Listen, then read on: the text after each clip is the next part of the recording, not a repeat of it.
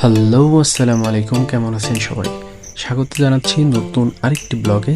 আজকে আপনাদের নিয়ে আসছি আলমডাঙ্গা বাইক বাজারে, যেটি চুয়াডাঙ্গা জেলার ভিতরে অবস্থিত এবং আলমডাঙ্গা চুয়াডাঙ্গার একটি উপজেলা, যেখানে বাংলাদেশের সর্ববৃহৎ পুরাতন বাইকের একটি বাজার হয়।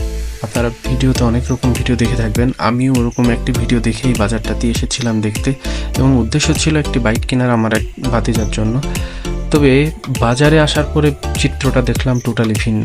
এইখানকার পরিবেশ এবং ব্যবসায়ী সব কিছু মিলিয়ে একটা অন্যরকম পরিবেশ দেখলাম। আপনারা এর আগে হয়তো দেখেছেন যে বাইকের দাম খুবই কম মূল্যে এখানে পাওয়া যায়, কিন্তু আদতে পুরোটাই এক স্ক্যাম।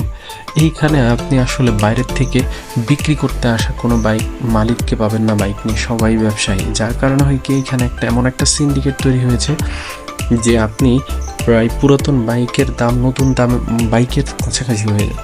তো যেটা আসলে মানুষ ওইভাবে একটা পুরাতন বাইক এত দাম দিয়ে কেউ কিনতে চাইবে না। যদিও আমার কাছে এরকম মনে হয়েছে, সেটা আমি তুলে ধরলাম। যদি আপনাদের অন্যরকম অভিজ্ঞতা হয়ে থাকে তবে সেটা অবশ্যই শেয়ার করবেন। যদি কারোর অভিজ্ঞতা থাকে এই বাজারে আসার, তো অবশ্যই জানাবেন।